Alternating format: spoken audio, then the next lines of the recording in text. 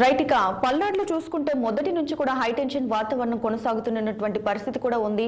So మరి అక్కడ present ఎలా ఉంది, దీనిపై ఈ ఘటనలపై కూడా సిట్ దర్యాప్తు కూడా ప్రారంభించింది.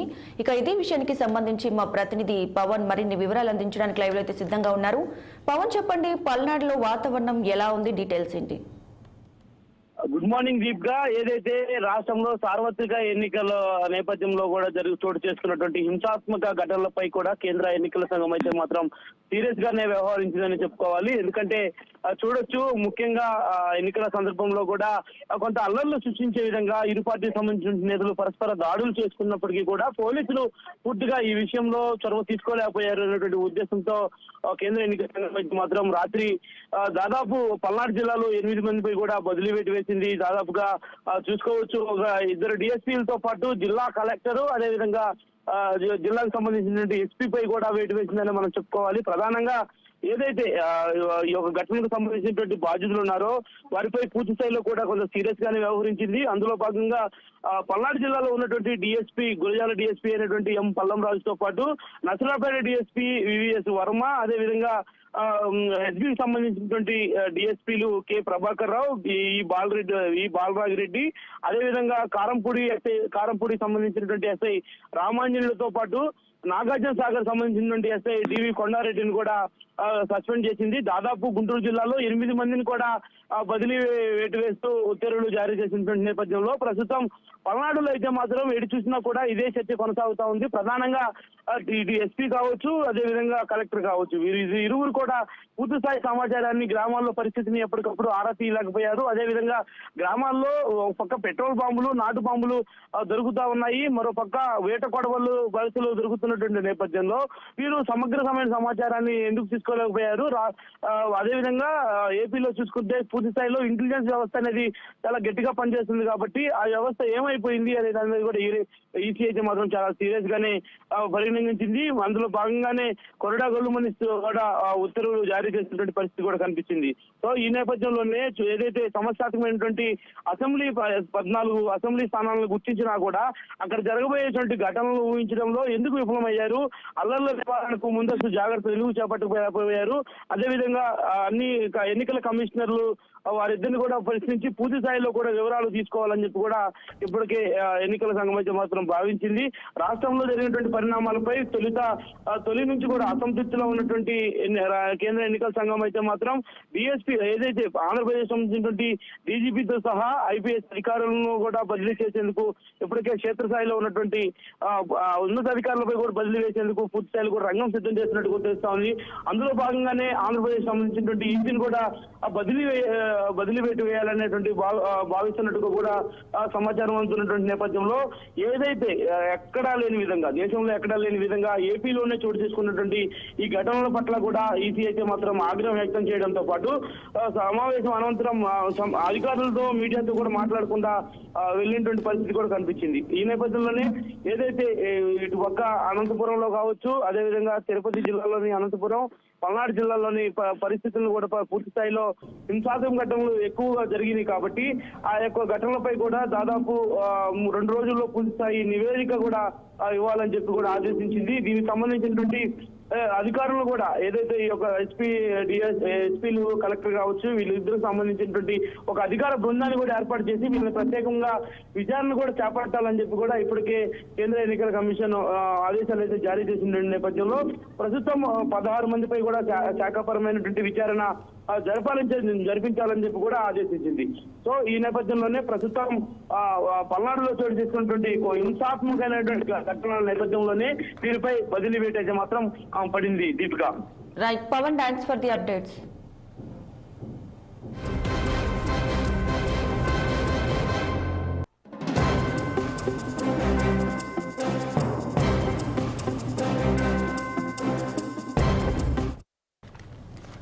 ఇక పోలింగ్ జరిగిన సమయంలో ఆ తర్వాత పల్నాడు, అనంతపురం, తిరుపతి జిల్లాల్లో చోటు చేసుకున్న హింసాత్మక ఘటనలపై ఎన్నికల సంఘం పరిశీలకులు ఇచ్చిన నివేదికలు, మీడియా కథనాలను పరిగణలోకి తీసుకుని కేంద్ర ఎన్నికల సంఘం సీఎస్ జవహర్ రెడ్డి, డీజీపీ హరీష్ కుమార్ గుప్తాలను ఢిల్లీకి పిలిపించి వివరణ కోరింది.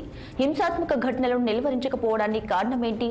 అందుకు బాధ్యులెవరు? రాష్ట్రంలో 14 సమస్యాత్మక అసెంబ్లీ స్థానాలను గుర్తించినా అక్కడ జరగబోయే ఘటనలను ఊహించడంలో ఎందుకు విఫలమయ్యారు?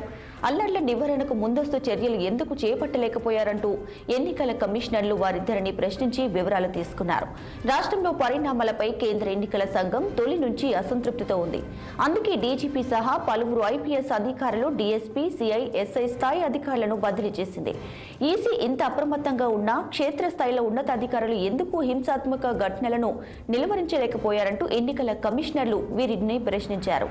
దేశంలో మరెక్కడ లేని విధంగా ఏపీలోనే చోటు చేసుకున్న ఘటనల పట్ల ఈసీ ఆగ్రహం వ్యక్తం చేయడంతో సమావేశం అనంతరం ఇద్దరు అధికారులు మీడియాతో మాట్లాడకుండా కమిషన్ భవనం వెనుక గేటు నుంచి బయటకు వెళ్లిపోయారు.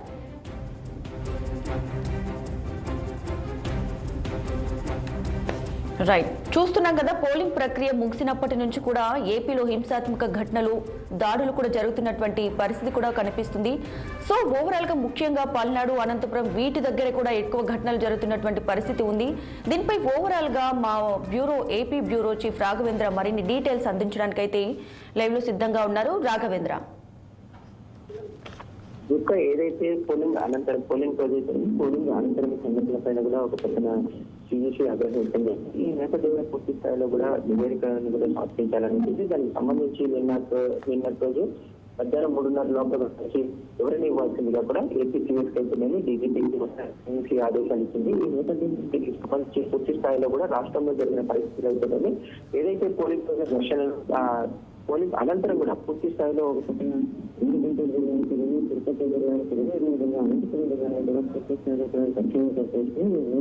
పూర్తి స్థాయిలో కూడా దాడులు ఒక పక్కన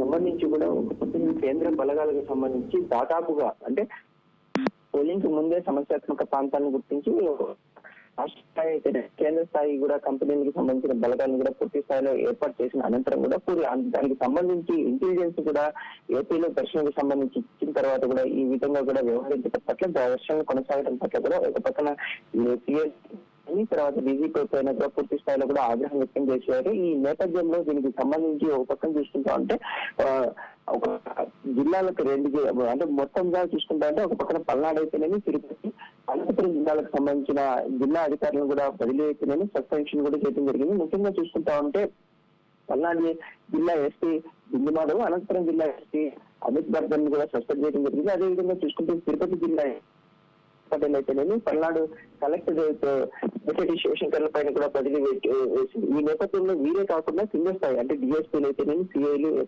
ఎస్ఐలను కూడా దాదాపు 12 మందిని కూడా వేటు వేసింది. వీరందరినీ కూడా వేటు వేసిన తర్వాత వీరికి సంబంధించిన పూర్తి స్థాయిలో కూడా శాఖాపరమైన విచారణ జరిపించాలి. వాటికి సంబంధించిన నివేదికలను కూడా 60 రోజుల్లో కూడా ఇవ్వాలి. వీరిని ఎటువంటి పరిస్థితుల్లో 60 రోజుల్లో కూడా ఎటువంటి విచారణ పూర్తి కాకుండా కూడా తదుపరి చర్యలు తీసుకోకుండా సస్పెన్షన్ ఎత్తివేయకూడదు. అదేవిధంగా కూడా శాఖాపరమైన చర్యలు కూడా అనేసి ఒక పక్క సిఇసి కూడా ముఖ్యంగా చూసుకుంటా ఉంటే ఈ నేపథ్యంలో రాష్ట్రంలో అంటే దేశవ్యాప్తంగా కూడా ఎన్నికలు జరుగుతున్న నేపథ్యంలో కూడా ఒక పక్కన రాష్ట్రంలో ఏపీలో మాత్రమే ఈ విధంగా జరగడంపై పూర్తి స్థాయిలో కూడా ఆందోళన వ్యక్తం చేసింది. ఒక పక్కన సిఎస్ డీజీపీ పైన కూడా ఆగ్రహం కూడా వ్యక్తం చేసిన పరిస్థితి కనిపిస్తుంది.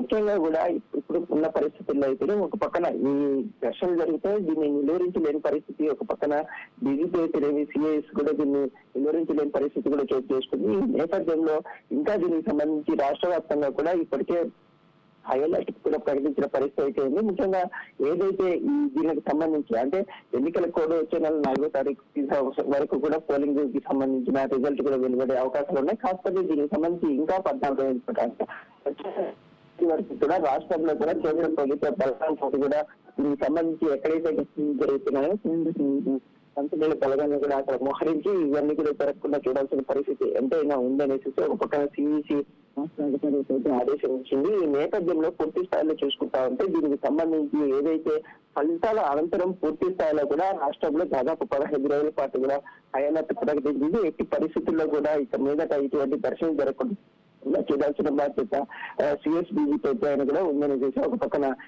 కేంద్ర సిఈజీ కూడా ఆదేశించడం అయితే జరిగింది. రాఘవేంద్ర, అయితే ముందస్తుగా 14 హింసాత్మక స్థానాలను గుర్తించినప్పటికీ కూడా అధికారులు ఎందుకు విఫలమయ్యారంటారు? అసలు ఎందుకు ముందుగానే చర్యలు తీసుకోలేదు?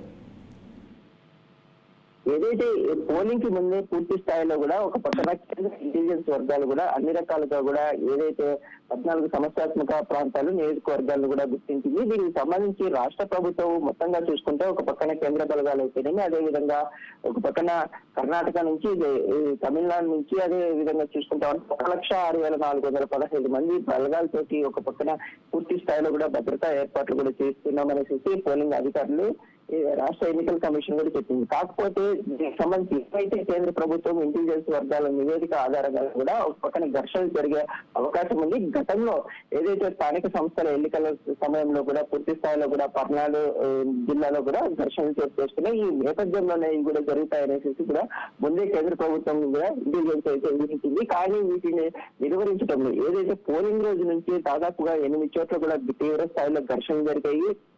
ఈ పల్నాడు జిల్లాలో ముఖ్యంగా చూసుకుంటే మాచర్లు అయితేనేమి, అదేవిధంగా నర్సాపేట వీటిలో ప్రాంతాల్లో కూడా ఈవీఎంలు ధ్వంసం అయితే ఇవన్నీ జరిగాయి. కానీ ఆ రోజు కాకుండా తర్వాత కూడా ఇవన్నీ కొనసాగుతున్నాయి. వీటినన్నింటినీ కూడా అరికట్టలేని పరిస్థితి రాష్ట్రంలో కూడా ఉందనేసి దానికి ముందే పూర్తి స్థాయిలో కూడా గతంలో డీజీపీ కూడా విఫలమయ్యారనేసి డీజీపీని కూడా మార్చిన పరిస్థితి ఉంది.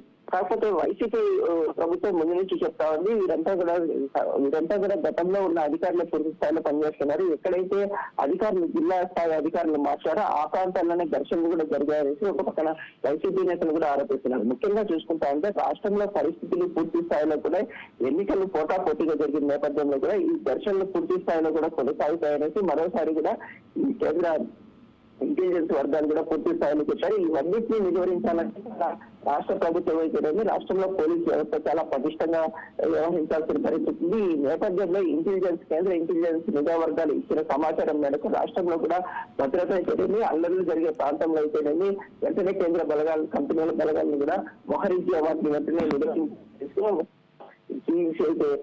చెప్పినైతే జరుగుతా ఉంది. Right Raghavendra, thank you.